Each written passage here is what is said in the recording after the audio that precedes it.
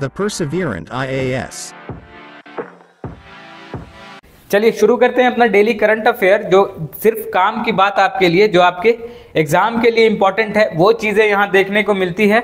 और आपको एक बात भी बताना चाहें कि आपके लिए जो है एएलपी की तैयारी अब जो है इस चैनल पे कराई जाएगी, और कोर वीडियोस एएलपी के आपको यहाँ पे मिलेंगे, जो कि आरआरबी के और टेक्नीशियन के सारी तैयारी यहाँ पर करवाई जाएगी तारिक रियाज के द्वारा, जो कि आपके 8 इयर्स एक्सपीरियंस टीचर हैं रेलवे के फील्ड के। वहाँ पे आपने कल देख लिया होगा, उनका एक वीडियो आ चुका है ऑलरेडी इस चैनल पे, तो आप उनसे भी ज़्यादा से ज़्यादा फ़ायदा उठाएं, वो लोग जो आपके आरआरबी का एग्ज़ाम देने वाले हैं, ठीक है।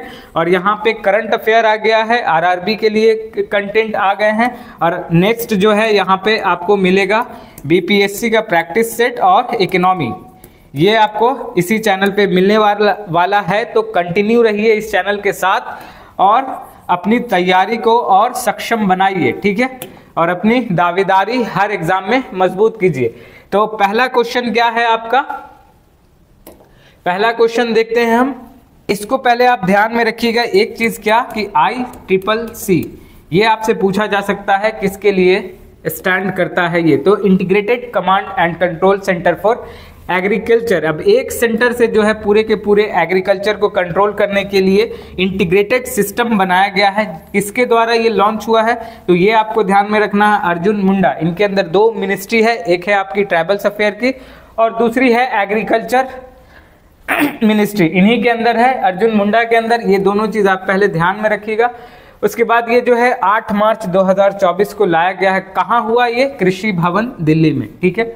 Arjun Munda inaugurated the agriculture integrated command and control centre, ठीक है, ये कृषि भवन में हुआ है। किस लिए, ऑब्जेक्टिव क्या है इसका, new initiative aims to provide farmers with real time information, farmers को रियल टाइम इंफॉर्मेशन मिले, डेटा मिले, सिचुएशन को वो समझ पाए और ज़्यादा से ज़्यादा एग्रीकल्चर सेक्टर को सपोर्ट दे सके, कौन, गवर्नमेंट, ठीक है।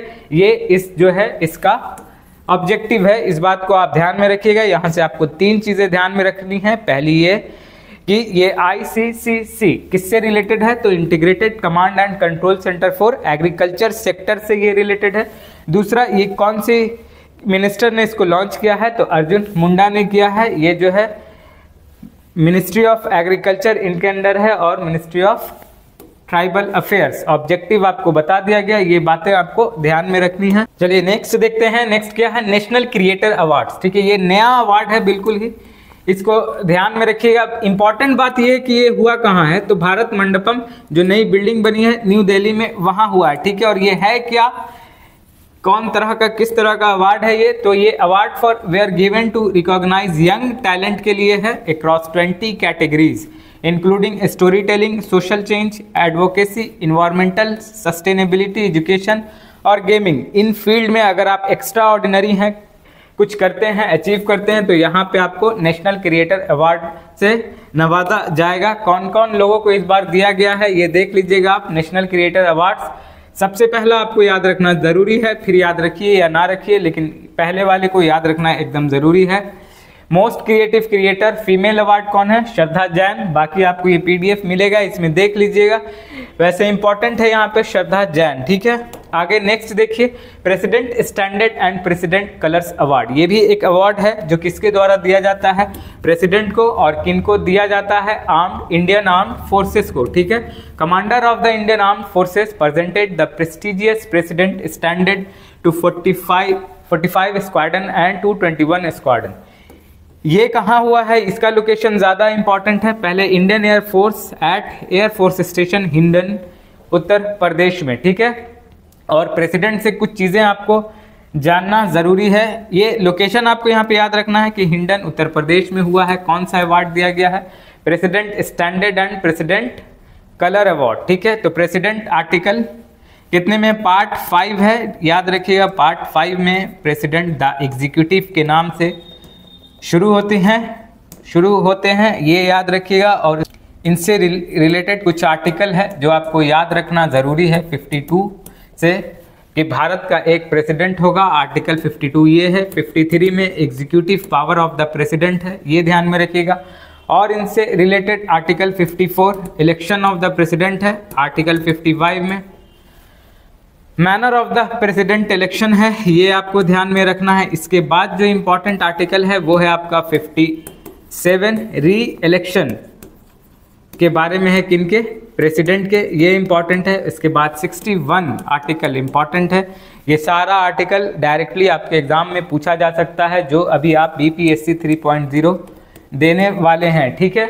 और 61 इम्पीचमेंट के लिए है, ये ध्यान में रखिएगा। और आर्टिकल 172 जो है ज़्यादा इम्पॉर्टेंट, बहुत ज़्यादा, पावर ऑफ द प्रेसिडेंट, ठीक है, ग्रांट एंड पार्डन, ये सब जो है किस में दिया जाता है, आर्टिकल 72। सब ये आर्टिकल जो इम्पॉर्टेंट आर्टिकल प्रेसिडेंट से रिलेटेड जो आपके डायरेक्टली एग्जाम में पूछा जा सकता है, यहाँ पर आपको बता दिया गया।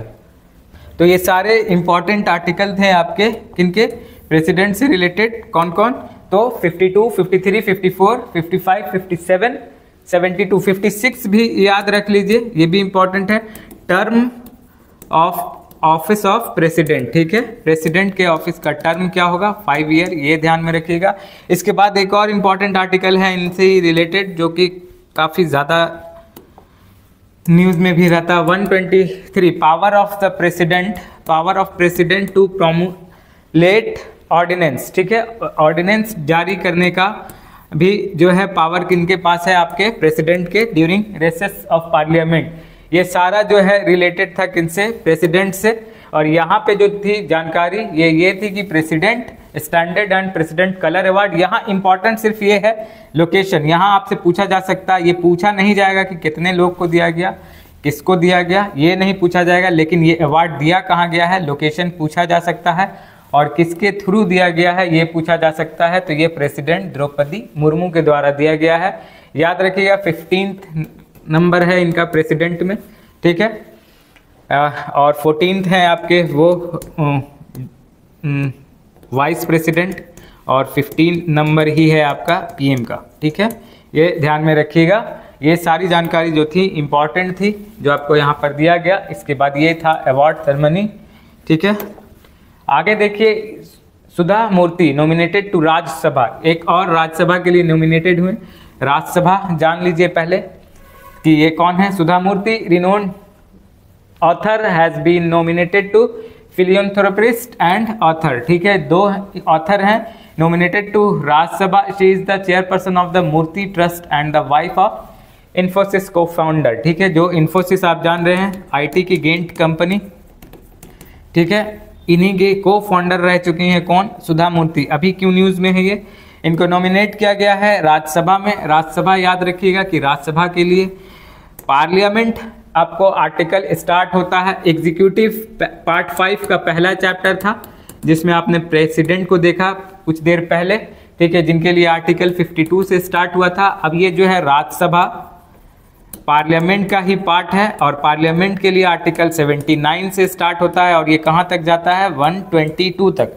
और इसी में जो है आर्टिकल 80 राज्यसभा के लिए है, ये आप ध्यान में रखिएगा, इंपॉर्टेंट है। और राज्यसभा का स्ट्रक्चर क्या है ये भी आप जान लीजिए। राज्यसभा का स्ट्रक्चर टोटल 250 मेंबर होंगे, प्रेजेंट में कितने हैं आपके 245, ठीक है, जिसमें से 250 में से 12 नॉमिनेटेड होते हैं, इसी में से अभी इनको नॉमिनेट किया गया है।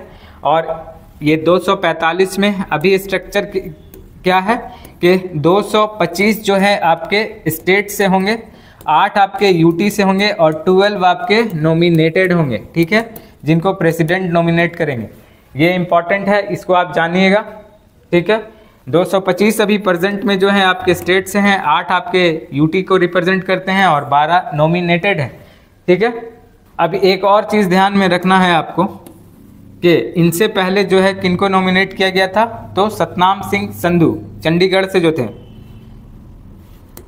सतनाम सिंह संधू, इनको भी नॉमिनेट किया गया है। इनसे पहले नॉमिनेट किया था किसके लिए, राज्यसभा के लिए, ठीक है, ध्यान में रखिएगा। तो ये सारी जानकारी जो आपको दी गई आपके एग्जाम पॉइंट ऑफ व्यू से बहुत ज़्यादा इंपॉर्टेंट है, सब आपको बताया गया। 250 टोटल होंगे आपके राज्यसभा मेंबर, जिसमें अभी प्रेजेंट में कितना है 245, जिसमें से 225 जो है स्टेट को रिप्रेजेंट करते हैं और 8 यूटी को, और 12 नॉमिनेट किए जाते हैं अलग अलग फील्ड से, लिटरेचर से, सिविल सर्विस से, एडमिनिस्ट्रेशन से। या चलिए नेक्स्ट है आपका Sweden officially joins NATO, total 32 member.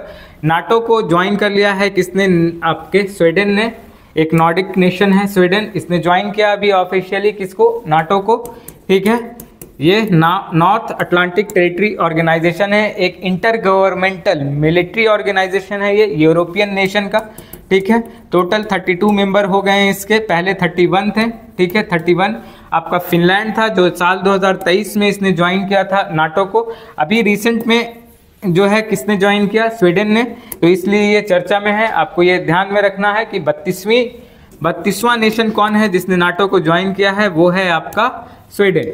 और नाटो के सेक्रेटरी जनरल कौन है? Gents Stoltenberg. ये ध्यान में रखिएगा, आपसे पूछा जा सकता है कि नाटो के सेक्रेटरी कौन है? जनरल सेक्रेटरी जो है आपके जेंस स्टोलनबर्ग हैं। इसका हेडक्वार्टर याद रखिएगा ब्रुसेल्स, बेल्जियम की जो कैपिटल है। ठीक है, फिनलैंड जो था साल 2023 में इसने नाटो को ज्वाइन किया था, अभी टोटल 32 मेंबर हो गए हैं। ठीक है, ये आपको ध्यान में रखिएगा। और नाटो बना कब था? सबसे पहले 1949 में। यहाँ पे दिया हुआ है कि किस नेशन ने कब ज्वाइन किया।